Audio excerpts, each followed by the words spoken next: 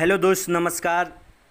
मैं आपका भाई अरुण बिहारी टू।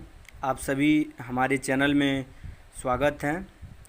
तो आप लोग के बीच में मैं बहुत ही आज अच्छा गीत सुना हूँ, वो गीत गाऊंगा और फिर इसके बाद आपको उसको अपडेट बताऊंगा।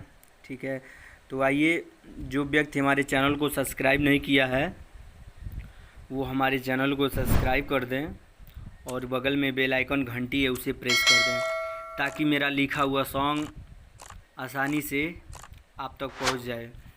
तो ये गीत समर सिंह जी गाए हैं, बहुत अच्छा गाना है और कविता सिंह जी गाई हैं, बहुत प्यारा गाना लग रहा है। सॉरी, कविता यादव हैं। ठीक है, तो मैं इसे गाता हूँ। जो लड़की गाती है, उठता देही में गुदगुदिया लगाव कौनो बुधिया ए देवरू। उठता देही में गुदगुदिया लगाव कौनो बुधिया ए देवरू। लगाव कौनो बुधिया ए देवरू।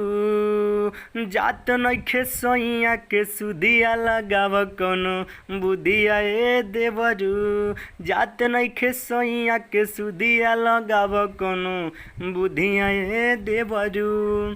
तो हमारे समर भैया गाते हैं, कहते हैं क्या, सोचो ताड़ू सारी सारी बतिया तू सारी सारी रतिया ए भौजी।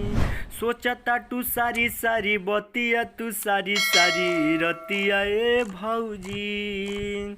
आ धड़केला यही से छतिया तू सारी सारी बतिया ए भौजी। बहुत प्यारा गाना है। अगर भाई इस गाने को आप गाना चाहते हैं, मैं इसको पर्सनल सॉन्ग लिखा हूँ, आप मुझे कॉल करके मांग सकते हैं। धन्यवाद मेरे प्यारे दोस्तों।